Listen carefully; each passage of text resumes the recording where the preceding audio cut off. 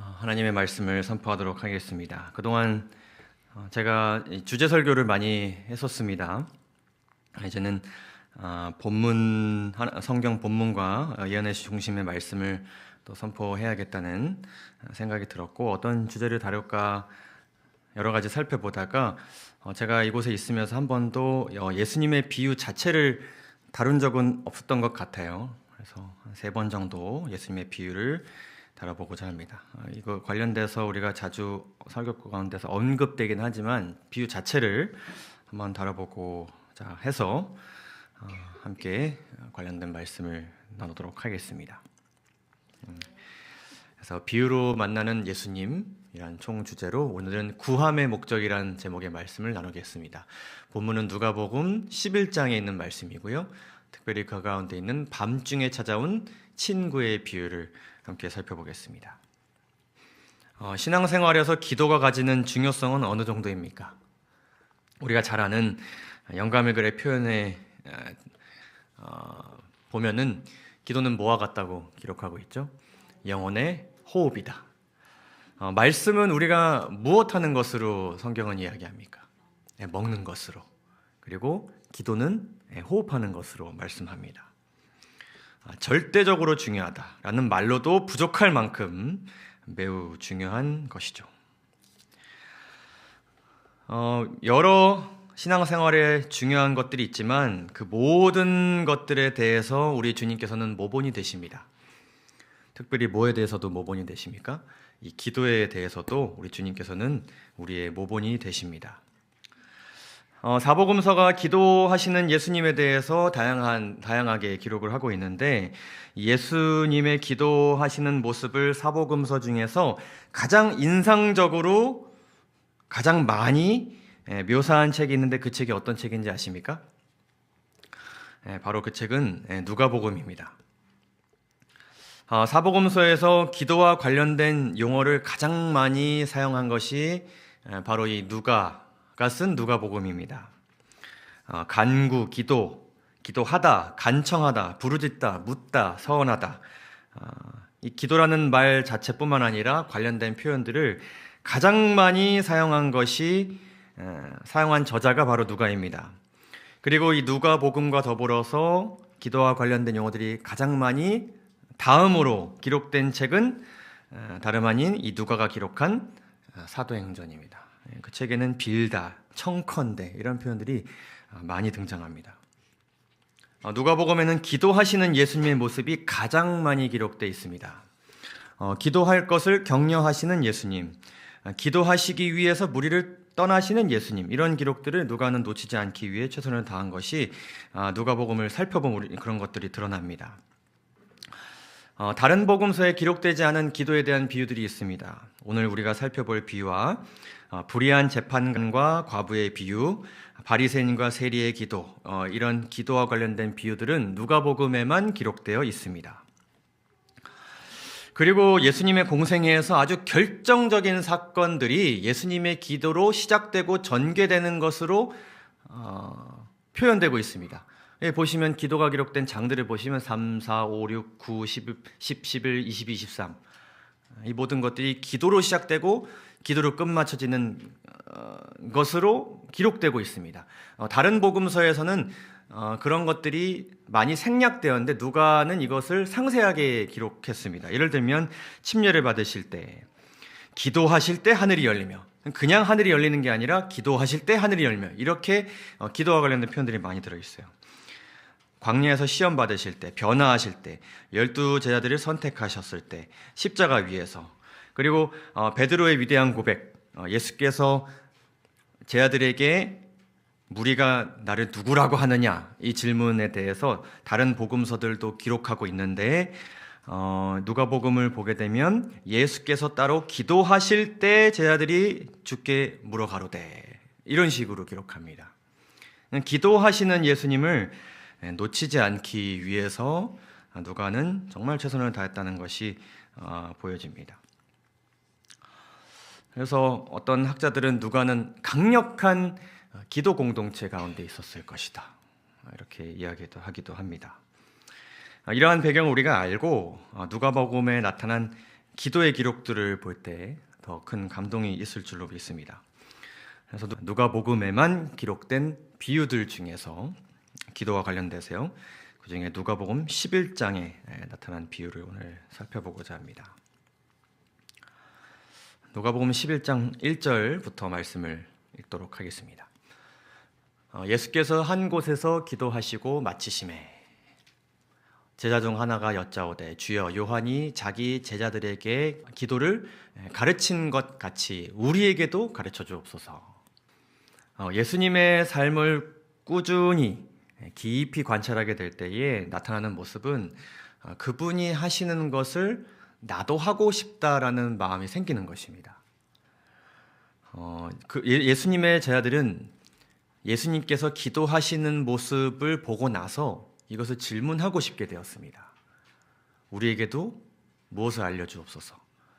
기도하는 법을 알려주옵소서. 기도에 대해서 알려주시옵소서. 주님께서 정말 그 기도하시는 모습을 보니 우리도 주님처럼 기도하고 싶습니다. 이 마음이 생긴 것입니다. 실물교훈을 보게 되면 이렇게 기록합니다. 그리스도의 제자들은 그가 드리는 기도와 소통하시는 그의 뭐에 큰 감명을 받았다고요? 습관. 어떤 멋진 말로 표현된 어떤 기도문을 이야기하는 것이 아닙니다. 그들이 감명을 받은 것은 무엇이었다고요? 그분이 자주 기도드리는 그 습관에 감명을 받은 것입니다.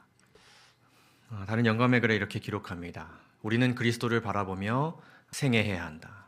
그분의 거룩한 모습을 바라보노라면 그분의 덕과 의를 실천하고 싶은 욕망이 생긴다. 욕구와 욕망이라는 것 자체가 악한 것이 절대로 아니죠. 하고 싶은 것이 우리에게 다 있는데 무엇을 하고 싶어 하느냐, 그 욕망의 방향성이 어디로 향해 있느냐, 주님을 바라볼 때 그 욕망이 예수님을 닮고 싶은 욕망으로 바뀌게 되는 것이죠. 우리가 그리스도의 형상을 따라 변하는 것은 그분을 바라봄으로 가능하다. 이러한 욕망을, 갈망을, 갈급을 제자들이 가지게 되었고 그것을 표현하게 되었을 때 예수님께서는 마치 그들의 이러한 간청을 기다리셨다는 듯이 알고자 하는 자들에게 마치 준비된 것처럼 그들의 질문에 주님께서 응답하십니다. 예수께서 이르시되 너희는 기도할 때 이렇게 하라. 그리고 예수님의 말씀이 이어집니다. 이 말씀 함께 읽을까요? 아버지여, 시작. 아버지여, 이름이 거룩히 여김을 받으시오며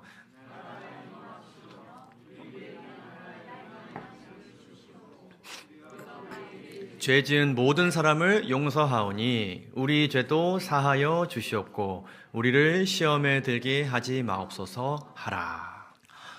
근데 이 말씀에 여러 가지 중요한 내용들이 있고 우리가 다뤄야 할 많은 교훈들이 있지만 저는 이 아버지라는 용어에 주목하고 싶습니다. 제자들은 예수님이 기도하시는 모습을 보고 그분처럼 기도하고 싶어졌습니다. 그랬을 때 예수님께서 기도하는 방법을 알려주시는데 가장 먼저 언급하는 것이 누구입니까? 아버지. 기도의 뭐요? 기도의 대상을 가장 먼저 언급하시는데, 자, 이 아버지란 분은 누구의 아버지입니까? 누가 하나님을 아버지라고 부르면서 기도하는 것을 제자들이 본 것입니까? 예수님이요. 그분은 하나님의 아들이시기 때문에 지극히 자연스럽고 정상적인 표현이죠. 이 말씀은 단순히 우리가 누구에게 기도를 드리는가에 대해서만 알려주는 표현이 아닙니다. 이렇게 기도를 시작하라는 것만 알려주시는 것이 결코 아닙니다. 우리가 누구에게 기도할 수 있게 되었는지를 알려주는 정말 중요한 표현입니다. 구약에서는 우리가 보게 되면 직접적으로 하나님을 아버지라고 나타내는 경우가 15번이 채 안 됩니다. 굉장히 제한적입니다. 언약에 대한 올바른 이해가 굉장히 부족했던 이스라엘 백성들은 하나님을 아버지라고 부르는 것을 굉장히 두려워했습니다. 그래서 전승에 내려오는 여러 가지 유명한 유대인들의 기도문들을 보게 되면 창조주, 심판하시는 하나님, 통치하신 하나님, 이런 표현들이 많이 등장하고 아버지라는 친근한 표현을 부르기를 굉장히 두려워하는 그러한 모습들이 보여집니다. 마태복음 11장 20절을 보게 되면 이렇게 기록합니다. 아버지인데 누구의 아버지예요? 내 아버지께서, 예수님의 아버지죠. 내 아버지께서 모든 것을 내게 주셨으니 아버지 외에는 아들을 아는 자가 없고 아들과 또 아들의 소원대로 계시를 받은 자 외에는 누구를 아는 자가 없어요. 아버지를 아는 자가 없어요. 아버지는 누구만 아는 거예요? 아들만 아는 것입니다. 영원토록 교제를 나눈 아들만 아는 것입니다. 예수님께서는 하나님께로부터 모든 것을 받은 아들이며 오직 자신을 통해서만 그분을 아버지라 부를 수 있는 것인데 그 특권과 영광이 지금 누구에게 주어진 거예요? 기도를 하는 우리들에게 주어지게 된 것입니다. 내가 부를 수 있는 그분을 제자들도 부를 수 있게 된 것이죠. 너희도 그렇게 불러도 괜찮다는 것이 당시 그 고대 이스라엘 사회를 살아가는 제자들에게는 큰 위로와 용기였을 것입니다. 더 나아가서 이 기도는 그분께서 섬기시는 아버지께 상달될 것임을 또한 암시하고 있습니다. 주님께서 아버지와 나누는 그 교제에 우리가 참여할 수 있게 된다는 것을 또한 보여주고 있는 것입니다. 아주 영광스러운 호칭인 것이죠. 우리가 이러한 사실을 꼭 기억하고 기도해야 되겠습니다. 단순히 기도할 때에 하늘에 계신 우리 아버지 하나님이라고 부르면서 시작하는 것만이 중요한 것이 아닌 것이죠. 신물교훈에서는 이것을 이렇게 설명하고 있습니다. 그리스도께서 하나님에 대한 우리의 확신을 강하게 하시기 위하여 우리에게 하나님을 어떤 이름이에요? 새 이름. 이스라엘 백성들이 감히 부르기를 엄두를 내지 못했던 이름입니다. 아버지란 이름은요. 곧 사람의 마음에 가장 친근성을 연상시켜주는 이름으로 부르도록 가르쳐 주셨다. 그분은 우리에게 하나님을 우리의 아버지라고 부를 수 있는 무엇을 주셨다고요? 특권을 주셨다. 한 아픈 사람이 있다고 생각해 보십시다. 그리고 그에게는 한 친구가 있습니다. 그리고 그 친구의 아버지는 유명한 병원의 병원장입니다. 이 친구가 아픈 친구에게 아버지의 연락처를 주는 것은 굉장히 큰 도움이 되겠습니까? 이 아픈 친구의 사연을 아버지에게 들려주는 것은 큰 도움이 되겠습니까? 아주 큰 도움이 되겠죠. 그런데 중요한 것은 무엇인가 하면 그 병원장이신 그 아버지가 이 친구를, 아픈 친구를 자신의 아들과 동일하게 대해줄 것이라는 것입니다. 그 친구가 연락을 했을 때, 자신이 아프다는 것을 이야기했을 때 자신의 아들이 아프다는 것을 이야기하는 것과 동일하게 여겨주신다는 것입니다. 이 아픈 친구는 그의 친구이자 중보자 덕분에 앞으로 그 친구의 아버지를 아버지라 부를 수 있게 되었고 그에 필요한 것을 그 아버지에게 직접 구할 수 있게 된 것입니다. 더 나아가 그 아버지는 이 친구의 간구를 들었을 때 이렇게 응답하실 것입니다. 오늘 살펴보는 본문의 뒷부분의 내용을 좀 먼저 보겠습니다. 그 아버지께서 이렇게 대답하시는 것이죠. 내가 또 너에게 이르노니 구하라.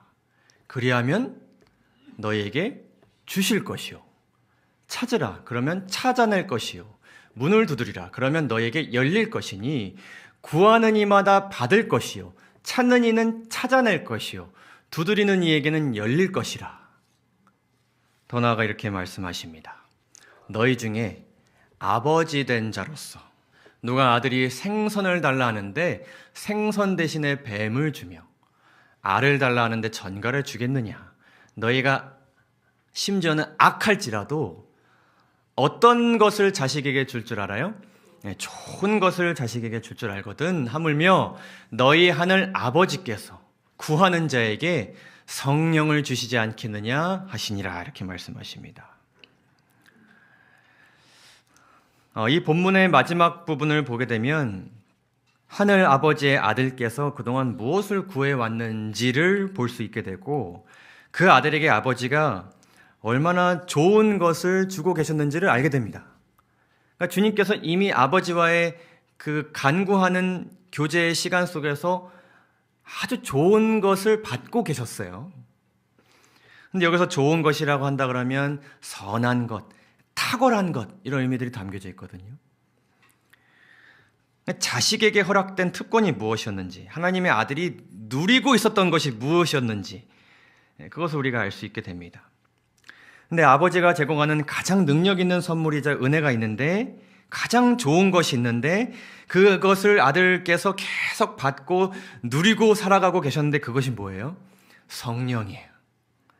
아버지가 아들에게 주고자 선택하신 가장 좋은 것, 그것이 성령입니다.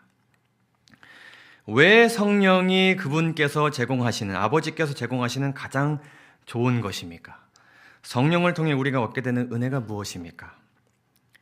우리가 얻게 되는 열매가 있죠. 사랑과 희락과 화평과 오래 참음과 자비와 양선과 충성과 온유와 절제니. 이거 누가 받고 계셨어요? 간구하는 가운데 아들 예수님께서 하나님으로부터, 아버지로부터 그 기도하는 가운데, 그리고 기도한 후에 이것을 받으시면서 공생애를 이어오고 계셨어요. 하늘의 열매죠. 가장 선하고 가장 좋은 것, 거룩한 것입니다. 이것이 주님께서 매일 매순간 간구하시는 것이었습니다. 근데 특별히 누가복음이 이 말씀, 누가가 이 말씀을 기록한 것에 큰 의미가 있습니다. 다르게 얘기하면 놀라운 성령의 역사, 사도행전의 역사를 기록한 누가가 이 기록을 기록했다는 것이 굉장히 의미가 있습니다. 그렇지 않나요?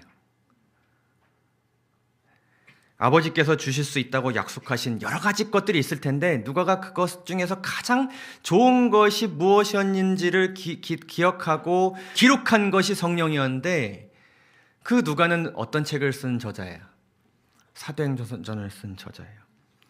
그는 성령의 역사를 체험했습니다. 체험하고 있었고요. 불가능해 보였던 일이 오직 성령을 간구하는 기도로 이루어지는 것을 그는 체험하고 살아갔던 사람이었습니다. 그것을 체험하는 교회와 공동체 가운데 있었던 사람이었습니다.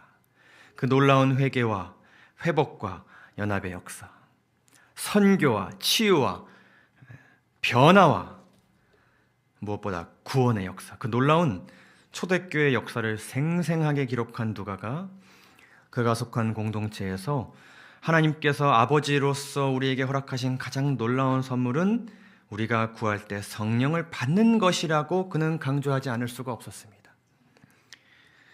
사랑하는 성도 여러분, 우리 하나님께서 우리 주님 덕분에 우리 아버지 되심에 감사하시기 바랍니다. 그분께 구할 수 있게 됨에 감사하시기 바랍니다. 그 아버지는 구하는 자에게 주실 것이고 구하는 자에게 가장 좋은 것을 주실 것인데, 그것은 무엇이에요? 성령입니다. 하는 신학자가 이렇게 기록합니다. 누가는 오순절 이후에 초대교회의 관점에서, 그가 살아간 그 시대의 관점에서 볼 때에 하나님께서 주실 수 있는 최고의 선물은 성령이기 때문에 누가는 하나님이 부모로서 단지 일상에 필요한 것만 주는 것이 아니라 오히려 하나님의 가장 큰 선물인 성령을 주신다는 것을 보여주기를 강력하게 원했던 것입니다. 자, 그런데 누가가 이러한 고민 가운데서 예수님께서 이렇게 기도에 대한 놀라운 약속의 말씀을 주시는 그 내용을 앞뒤로 기록하면서 중간에 예수님께서 말씀하신 한 비유를 이야기합니다. 이 비유를 통해서 우리가 깨달아야 할 이 기도와 관련된 매우 중요한 교훈들이 있습니다. 함께 살펴보겠습니다. 이름하여 밤중에 찾아온 친구의 비유입니다. 누가복음 11장 5절에서 8절에 있는 말씀 제가 읽겠습니다. 또 이르시되 너희 중에 누가 벗이 있는데 밤중에 그에게 가서 말하기를 벗이여 떡 세 덩이를 내게 구워달라. 지금 집에 어떤 사람이 밤중에 있는데 그의 친구가 밤중에 찾아온 것입니다. 그래서 그 집에 있는 친구에게 무엇을 구워달라 그래요? 갑자기 떡 세 덩이. 당신은 사실은 빵에 더 가까운데 먹을 것 그 빵 세 덩이를 구워달라고 간청을 합니다. 이유가 무엇인가? 내 벗이, 그러니까 찾아온 그 사람의 친구가 여행 중에 내게 왔으나 내가 먹일 것이 없노라. 그러니까 내 집에 친구가 여행 중에 손님으로서 왔는데 그를 대접할 수 있는 빵이 없어가지고 친구에게 밤중에 찾아가서 내 집에 찾아온 손님인 그 친구에게 줄 수 있는 빵을 얻기 위해서 그가 온 것입니다. 근데 그 시간이 언제예요? 밤중이에요. 대부분 자고 있을 시간, 잠에 들라고 하는 시간, 그 시간에 온 것입니다. 자, 이 이야기를 예수님께서 하십니다. 내가 먹을 것이 없노라 하면 그가 안에서 대답하여 이르되 나를 괴롭게 하지 말라. 문이 이미 닫혔고 아이들이 나와 함께 침실에 누웠으니 일어나 내게 줄 수가 없노라 하겠느냐. 내가 너희에게 말하노니 비록 벗됨으로 인하여서는 일어나서 주지 아니할지라도 그 간청함을 인하여 일어나 그 요구대로 주리라. 이 말씀을 우리가 이해하기 위해서 몇 가지 질문들에 대한 답을 살펴보겠습니다. 첫 번째로는 왜 빵 세 덩이인가? 이것은 우리가 지금 시대의 관점과 우리나라의 문화에서 바라보면 안 되고 당시 시대상의 그 관점으로 이야기를 우리가 살펴볼 필요가 있습니다. 이들은 매일매일 빵을 구워 먹었습니다. 그 빵은 이들의 주식이죠. 근데 이들은 이 빵에다가 방부제를 절대로 사용하지 않았습니다. 그래서 하루가 지나면 이 빵이 굳어버리거나 썩어집니다. 그래서 늘 그 하루 먹을 수 있을 만큼의 빵을 만드는데 보통은 2-3개 정도의 빵을 남기는 풍습이 있다고 합니다. 그런데 이 집이 그렇게 했어야 되는데 그날 마침 아들이 배가 고파가지고 많이 먹어서 남은 게 없었던 것이죠. 그럴 수 있지 않습니까? 근데 왜 굳이 밤중에 찾아왔을까? 아무리 친해도 밤에 친구에게 이런 목적으로 찾아가는 것은 어떻습니까? 환영받을 일입니까? 아니면 친구의 관계를 좀 한번 고민해 볼 만한 그런 일입니까? 한 번은 그럴 수 있겠으나 자주 반복된다고 생각이 들면 아무리 친구여도 좀 무례하다. 심지어 여기 지금 결혼도 했고 아이도 있어요.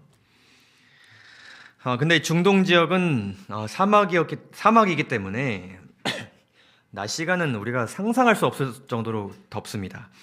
급한 일이 아니고서는 사람들이 낮에는 여행을 거의 하지 않습니다. 되게 언제 움직일까요?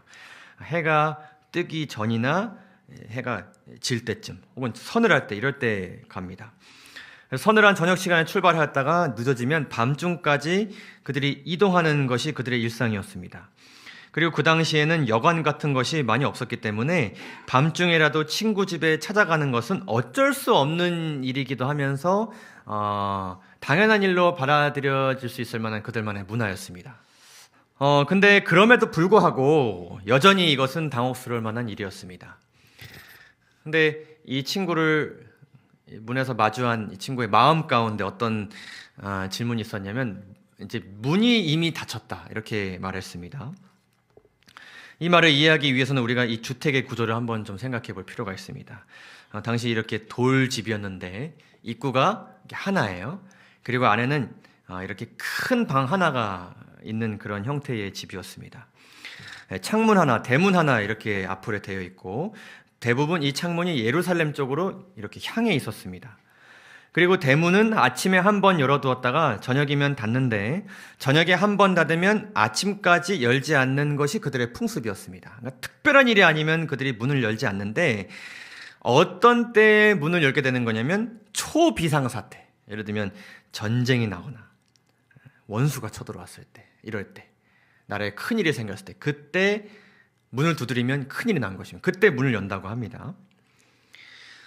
근데 이렇게 보시면 집 내부에는 넓은 방 하나가 있는데 3분의 2에는 신발을 넣고 식당, 놀이터, 응접실 등으로 사용하고 보시면 이렇게 살짝 올라온 데가 있지 않습니까? 그곳에 이제 한 중앙을 파고 난로 같은 것을 만듭니다. 보시면 가운데 이렇게 뭐라 그러나요? 난로처럼 사용할 수 있을 만한 아궁이 같은 것이 있죠. 그리고 가족들은 이것을 이렇게 동그랗게 둘러서 잠을 잔다고 합니다. 좀 작은 집인 것 같아요. 그러다 보니까 한 사람이 움직이면 이 잠의 질서가 깨어집니다. 온 집안이 다 이렇게 흔들리게 되는 것입니다. 그래서 아이들이 나와 함께 침소를 누웠으니 이 말은 정말 지금은 좀 당혹스러울 만한 그런 상황 가운데 그들이 있었다는 것입니다. 그러니 움직일 수 없고 문을 열 수 없고 빵을 줄 수 없다라는 생각을 하게 된 것입니다. 근데 그럼에도 불구하고 이 친구가 어떻게 했습니까? 간청했어요. 계속 간청했어요. 근데 이 간청이라는 말에는 여러 가지 의미가 담겨져 있는데 이것은 예의 바른 요청을 말하지 않습니다. 여기에는 뻔뻔스러움, 수치를 모른다, 끈질기다, 아주 집요하다 이런 의미들이 담겨져 있어요. 그래서 다른 여러 가지 누가복음 관련된 책들을 보게 되면 이 비유를 이렇게 이야기하기도 합니다. 성가시게 졸라대는 친구의 비유 이렇게 명칭을 하기도 해요. 간곡함을 넘어서 너무한 것입니다. 근데 왜 그렇게까지 벗을 챙기려고 했을까? 이 유대인들에게 있어서 여러 가지 중요한 원칙들이 있었는데 첫째로 중요한 것은 자녀 교육이었습니다. 그리고 두 번째로 그들에게 중요했던 것은 바로 손님 대접입니다. 손님 대접. 그것은 이스라엘 사람들에게 있어서 가장 아름다운 전통이요 가풍이다. 누구나 지녀야 할 덕이다. 이렇게 이야기합니다. 이들에게는 아는 사람뿐만 아니라 모르는 사람들에게도 기쁨으로 그들을 영접하는 것이 문화였고 체질화된 풍습이었다고 기록합니다. 몸에 배어있는 풍습인 것이죠. 하나님을 잘 섬기는 사람은 손님을 대접하는 것을 아주 잘해야 된다고 그들은 생각하고 있었습니다. 사명이라고 생각했고 의무라고 생각했습니다. 그래서 아브라함의 이야기뿐만 아니라 그런 이야기들이 구약에 많이 나오지 않습니까? 그리고 그런 이야기들을 그들이 기억하게 될 때에 그렇게 했을 때 하나님께서 큰 축복을 이 집에 내려주신다라고 그들은 믿었어요. 그래서 더욱더 이것에 충실했죠. 이러한 질문들에 대한 답을 우리가 내려보면서 이 이야기를 통해서 예수님께서 우리에게 주고자 하시는 교훈이 무엇인지를 우리가 살펴보겠습니다. 먼저 집주인의 관점에서 한번 생각해 보겠습니다. 이 친구가 요구하는 요청은 정말로 어떤 요청인가 하면 정말 응하기 어려운 가장 최악의 요청이자 그 요청을 이렇게 접할 수 있는 가장 최악의 상황 가운데 그가 놓여져 있다는 것을 우리가 보게 됩니다. 그렇지 않나요? 이 친구는 빵을 줄 때까지 절대로 집에 갈 생각이 없어 보입니다. 근데 문을 열면 소리가 날 것이고 움직이면 자녀들이 깰 것이고 온 가족의 이 저녁을 망치게 될 것인데 그런 거와 상관없이 아주 뻔뻔스럽게 끈질기게 요구할 것입니다. 그런데 예수님의 표현이 참으로 흥미롭습니다. 7절에 보시게 되면 너희가 그렇게 하겠느냐? 이렇게 말씀하세요. 일어나 내게 줄 수가 없노라 하겠느냐? 그런 마음이 너희가 들더라도 거절할 수 있겠느냐? 이런 말씀이에요. 결국엔 그 요구대로 너희가 어떻게 하게 될 것이다. 너희가 늘 해왔던 것처럼 아무리 그러할지라도 너희가 그 요구대로 줄 것이지 않겠느냐. 그러니까 어떤 요청이 있건 간에 어떤 뻔뻔스러운 태도를 가지고 그 간구하는 자가 간구를 하던 간에 이 주인의 입장에서 그의 요구에 응답하는 것은 선뜻해주는 일이에요? 어떤 일이에요? 완전히 당연한 일입니다. 이건 완전히 당연한 일이에요. 요구했을 때 주는 것은 당연한 일이에요. 이런 최악의 상황에서도 집주인은 주게 되어 있어요. 줘야 하는 의무로 얘기하는 것이 아니라 주게 되어 있어요. 그럼에도 불구하고 반드시 집주인은 요구에 응할 것이라는 것을 말씀하고 계세요. 반드시. 근데 이렇게 이기적인 주인, 마음을 가지는 주인도 응하는데 우리의 주인께서는 그런 분이세요? 아니세요? 아니세요. 그러면 이 확률이 얼마나 더 높아지겠습니까? 이미 100%인데 얼마나 더 높아지겠냐는 것입니다. 이기적인 사람은 자기의 잠을 방해하는 사람에게서 벗어나기 위하여 그의 급한 요구를 들어주었다. 그러나 하나님께서는 주시기를 기뻐하신다. 심지어 그런 사람도 요구에 응하는데 주기를 기뻐하시는 분에게 간구한다 그러면 안 주실 수 있는 확률이 있어요? 절대로 없어요. 그는 동정심이 아주 많으시고 자기에게 믿음으로 나오는 자들의 요구를 들어주시기를 열망하세요. 간구만 하면 되는데 뭐를 안 해요? 간구를 안 해요. 근데 간구만 한다 그러면 100% 주시기 위해 지금 대기하고 계시다는 것입니다. 근데 여기서 굉장히 중요한 또 다른 교훈이 있습니다. 우리가 구하면 다 그렇게 주시는 것인가? 다 그렇게 주시나요? 고개를 흔드는 분이 한 분 계셨는데 이 내용에 담겨진 정말 중요한 교훈이 있어요. 우리가 친구의 관점에서 살펴볼 필요가 있습니다. 이 친구의 관점은 다시 한번 우리가 살펴보듯이 아주 뻔뻔하고 염치 없는 요구예요. 근데 그는 어떻게 합니까? 그럼에도 끝까지 간구합니다. 그거를 알든 모르든 끝까지 간구합니다. 제 아들이 점점 요구하는 것이 많아지고 있습니다. 요구하는 것도 많아지는데 요구하는 태도가 아주 뻔뻔스럽게 그치없습니다. 한 번은 혼자 자기가 좀 적적했는지 저에게 아버지가 침대에 들어오셔서 제 옆자리를 차지해 주셨으면 좋겠습니다라는 간구를 했습니다. 근데 뭐라 하냐면 딱 하고 누우라는 것입니다. 그럼에도 불구하고 전 뭐 할까요?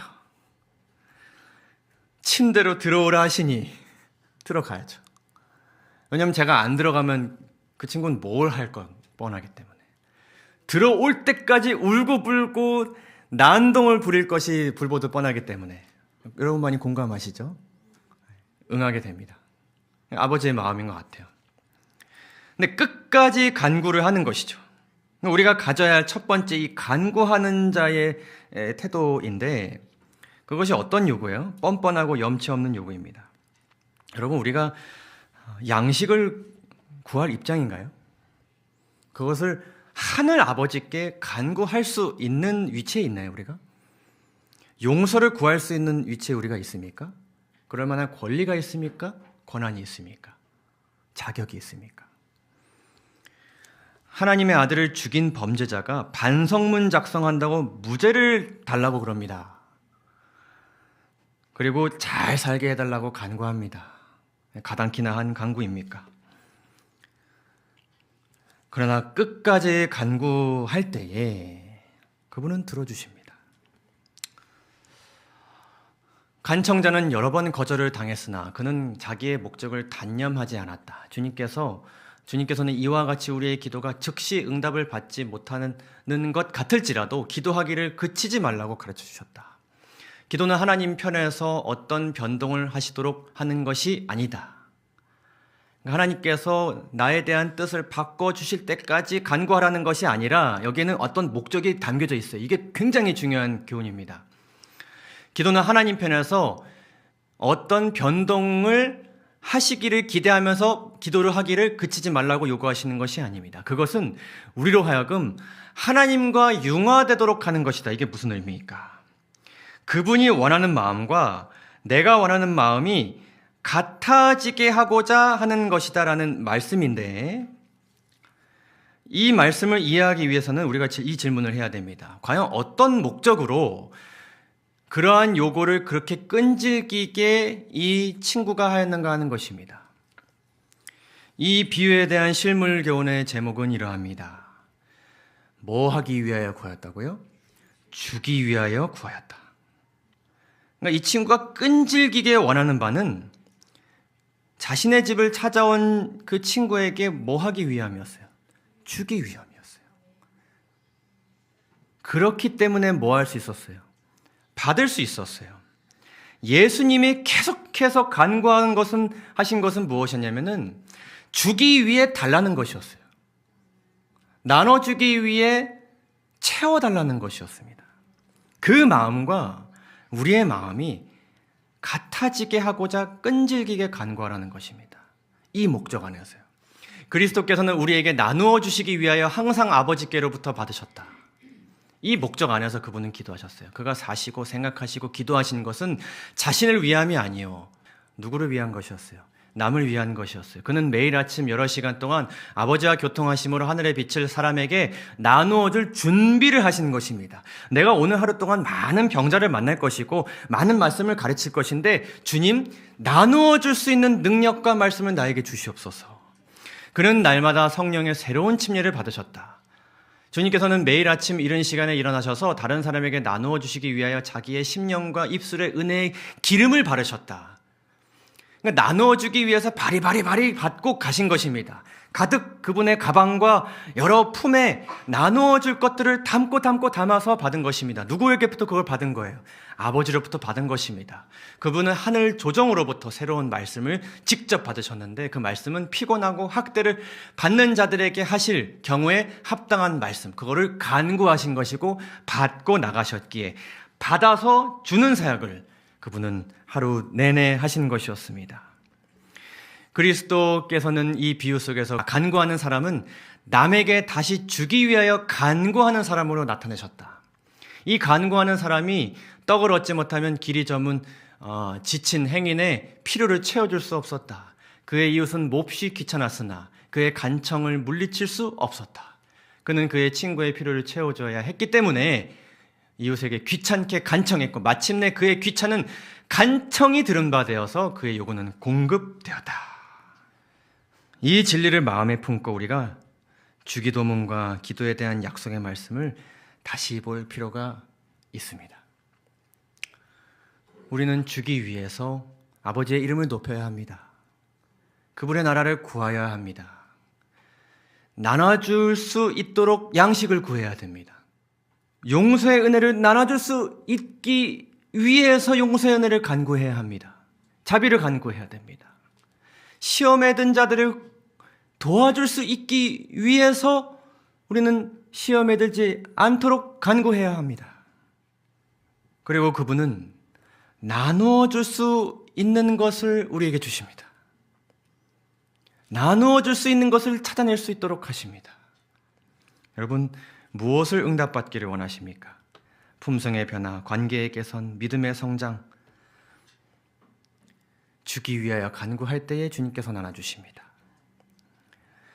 제가 이 말씀을 묵상하고 설교를 준비하면서 기도의 내용을 좀 바꿔보았습니다. 예를 들면 식사 기도를 할 때에 제가 이렇게 기도드렸습니다. 이 음식을 통해 건강하게 도와주세요. 여러분 이런 기도 매 끼마다 드리십니까? 근데 제가 이렇게 기도하고 있습니다. 다른 사람을 위해 봉사할 수 있도록 에너지와 건강을 더하여 주시옵소서. 이렇게 회개 기도를 변화시켜 보았습니다. 오늘 저의 죄를 용서하여 주세요를 다른 사람을 용서할 수 있도록 용서의 은혜를 더하여 주시옵소서. 근데 제가 이 기도를 하루하루 드리면서 여기에 빨간불로 표시가 되었는데요. 자연스럽게 저의 입술을 통해서 성령 하나님께서 흘러나오도록 하신 표현이 있습니다. 무슨 표현이에요? 더하여 주시옵소서. 제가 일용할 영식을 얻게 되어서 건강하게 되었다면 이미 기본적으로 1차적인 은혜를 얻은 것입니다. 근데 제가 이 얻은 은혜를 통하여서 누군가에게 이 에너지를 하여서 봉사를 하게 된다면 이미 제가 누린 은혜에서 은혜가 뭐 하는 거야? 더해지는 거예요. 제가 이렇게 간구하였기 때문에 하나님께서는 2-3배의 은혜를 저에게 주시는 것이죠. 그럴 것이라는 믿음이 생기더라고요. 근데 제가 이 기도를 드리면서 이 말씀이 떠올랐습니다. 사실 이 말씀은 이 누가복음 12장에도 기록된 그런 말씀인데 기도와 관련돼서 하시는 말씀이죠. 그러므로 염려하여 이르기를 무엇을 먹을까 무엇을 마실까 무엇을 입을까 하지 말라. 이는 다 이방인들이 구하는 것이라. 우리는 얻기 위해서 간구합니다. 무엇을 위해 간구해요? 먹을 거 달라고, 마실 거 달라고, 입을 거 달라고 간구합니다. 근데 이것을 염려하지 말라는 것이, 이건 누가 구하는 거라고요? 이방인들이 구하는 것이다. 너희 하늘 아버지께서는 이 모든 것이 너에게 있어야 할 줄을 아시느니라. 여러분, 오늘 만약에 양식을 달라고 기도하지 않으셨다면 하나님께서 여러분들에게 양식을 안 주셨을까요? 우리가 매끼 기도했기 때문에 우리는 먹고 살아가고 있습니까?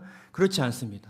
주님께서는 하늘의 새를 돌보시듯 우리가 때로는 그런 간구를 하지 않고 끊임없이 그것을 간구하지 않더라도 우리에게 주시는 기본적인 은혜라는 것이 있어요. 그런데 우리가 나눠주기 위해서 구하게 된다 그러면 여기서 이 말씀이 나온다는 것을 발견하게 되었어요. 그런즉 너희는 먼저 그의 나라는 무슨 나라입니까? 서로 뭐하는 나라예요? 사랑을 나누고 주는 나라예요. 받은 것을 나눠주는 나라예요. 그 나라와 그의 의를 구하라. 주님의 의는 무엇입니까? 거저 받은 것을 거저 주는 의예요. 우리가 거저 받은 의예요. 그리하면 이 모든 것은 너희에게 어떻게 하신다고요?